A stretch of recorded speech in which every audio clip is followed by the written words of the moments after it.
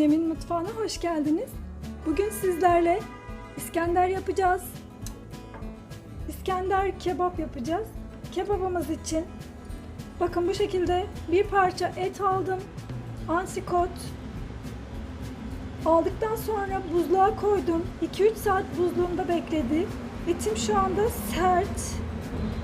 Bakın bu iç kısmı sert. Dondu. Bir 15 dakika falan dışarıda beklettim. Şimdi kesiyorum. Bakın bu şekilde böyle ince ince parçalar keseceğiz. Keskin bir bıçağa ihtiyacımız var.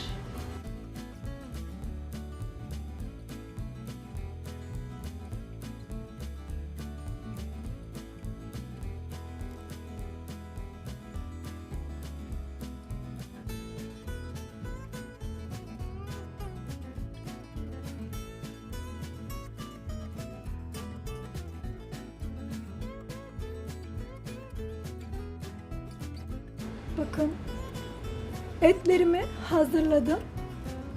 Şimdi soslayacağız. Bakın bu şekilde bir kabın içerisine alıyorum. Bakın böyle dizeceğim etlerimi.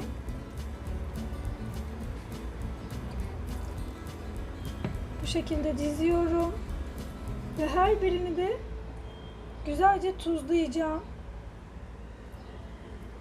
Bakın böyle tek tek hepsine tuz serpiyorum. Güzelce serpiyorum, her birine gelecek ki lezzetlensin. Bakın biraz daha her birine yine karabiber serpiyorum. Şöyle. Ve üzerine çok az yağ gezdiriyorum. Sıvı yağ.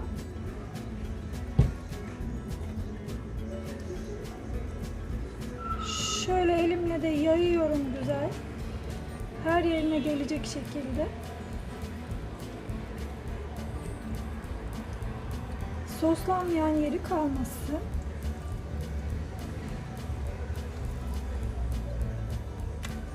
Bu şekilde bütün etlerimi dizeceğim. Hazırlayacağım ve bir gece sosta bekleteceğim. Bakın en son etlerimi de dizdim. Üzerine de yağını döktüm. Bu şekilde bir gece bekleteceğim. Üzerini kapatıp. Etlerim zaten yumuşak, iyice yumuşayacaklar. Bakın üzerini de jelatinle kapatıyorum sıkıca. Şöyle saracağım. Hiç hava almasını istemiyorum çünkü.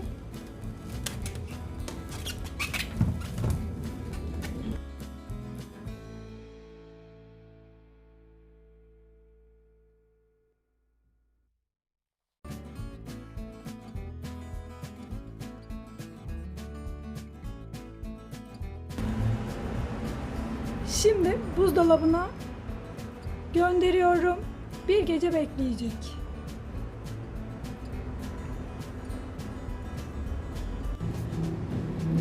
İskenderimiz için bakın bu şekilde tırnak pidelerden aldım. Şimdi pidelerimizi küp küp keseceğim.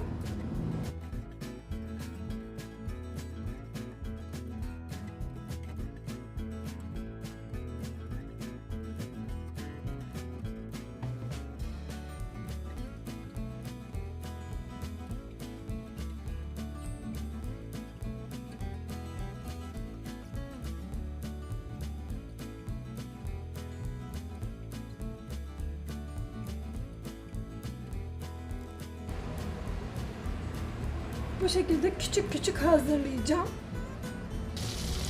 Tavama tereyağımı aldım. Ocağımın altını açtım. Şimdi bu tereyağında ekmeklerimi kızartacağım.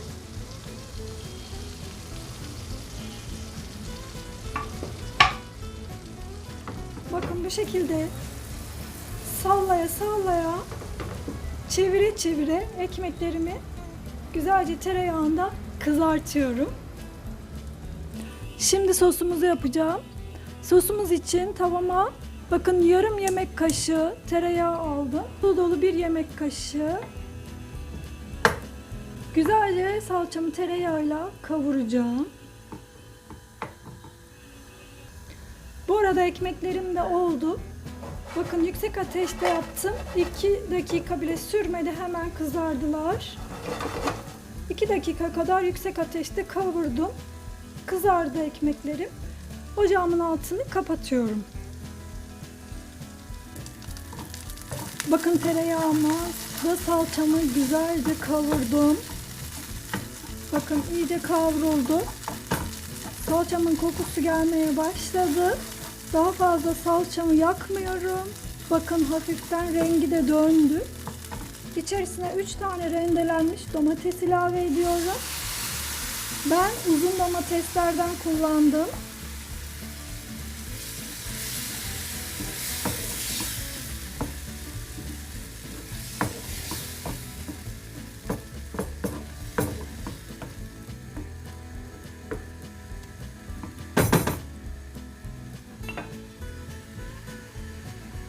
Çok az tuz serpiyorum. 1 çay kaşığı diyebiliriz.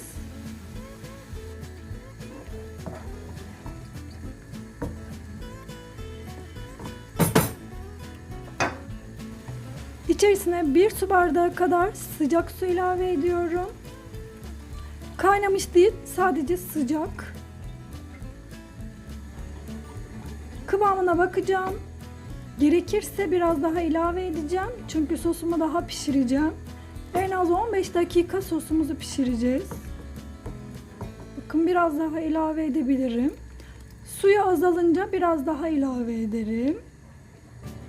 Şu anda iyi gibi. Bu şekilde pişmeye bırakacağım. 1 tatlı kaşığı toz şeker ilave ediyorum. 1 çay kaşığı karabiber ilave ediyorum. Şöyle güzelce karıştırıyorum. Pişmeye bırakıyorum. Tavamı ocağıma aldım. İyice kızdı tavam. Kızdırdım. Yağsız tavada bir gece önceden hazırladığım etlerimi pişireceğim. Bakın bu şekilde hepsini tavama diziyorum.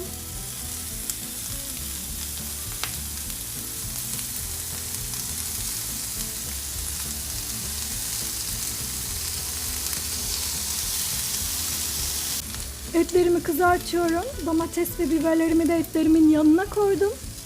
Bu şekilde kızartacağım. Bu arada sosum da oldu artık. Tam 15-20 dakika kadar pişirdim.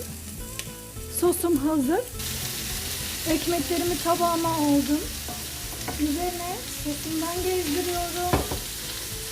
Bakın. Bu şekilde.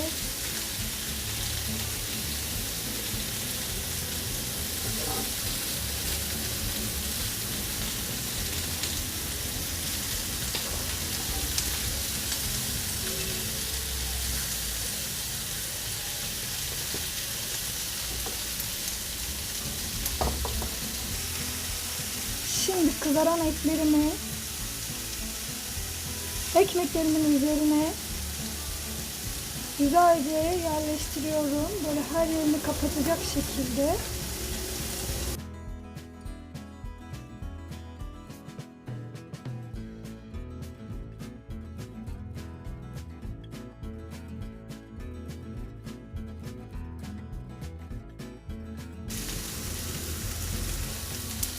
Tavamda kızarttım. Biberlerimi de üzerine alıyorum.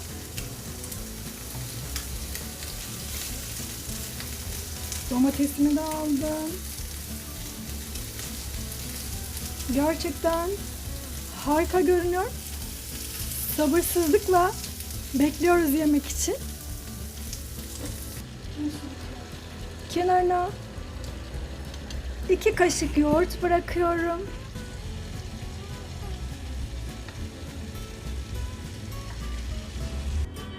Tereyağımı iyice kızdırdım bakın.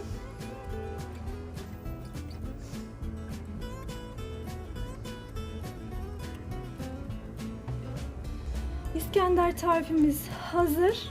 Yapacak olan herkese şimdiden kolay gelsin. Herkese afiyet olsun. Kanalıma abone olup beğeni ve yorumlarınızı göstermeyi unutmayınız. Gösterdiğiniz ilgiden dolayı teşekkürler. Bir sonraki tarifimde görüşmek üzere. Hoşça kalın.